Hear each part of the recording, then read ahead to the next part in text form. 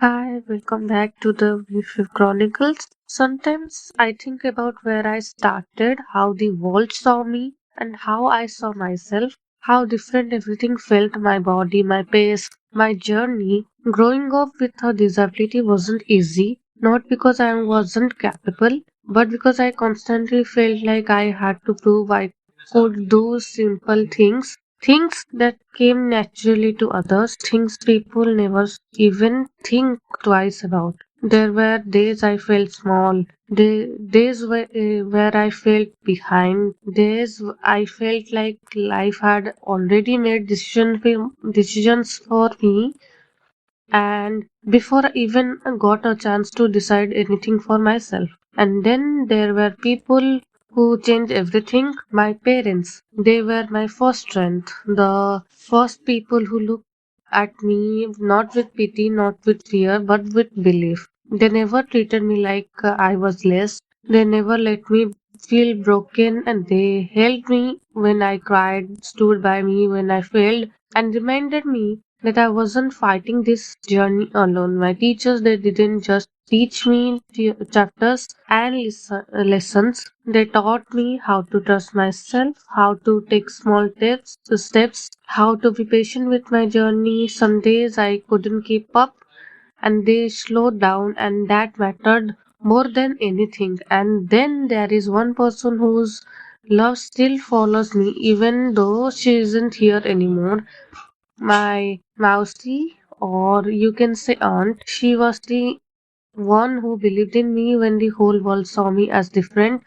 She was the one who told me that being average doesn't mean you are not enough. That life is not a competition. That growing slowly is good, still growing.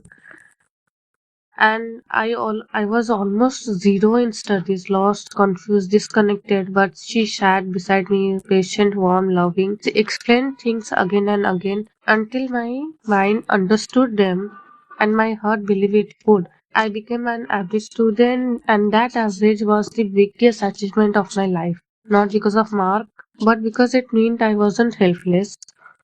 I wasn't hopeless. I wasn't someone the whole a world could underestimate. And even today, even though she is not here physically, her love hasn't left me, her lessons haven't left me, her strength hasn't left me. She lives in the way I show up for myself. She lives in the every exam I attempt, in every dream I chase, and in every moment I refuse to give up. My disability journey isn't a sad story, it's a story of hands that held me, teachers who guided me, parents who believed in me, and a Mercy, whose love still lights my path. And maybe I'm not perfect, maybe I'm not extraordinary, maybe I'm still learning, still growing, still healing, but I have come a long way from the child who felt less.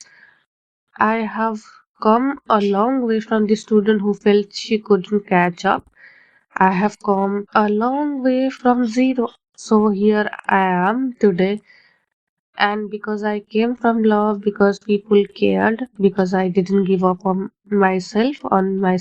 And this journey, my journey is just beginning. I know I just crumbling, but this episode is a part of my life and piece of my heart, and I think if you resonate with this, you will be feel related.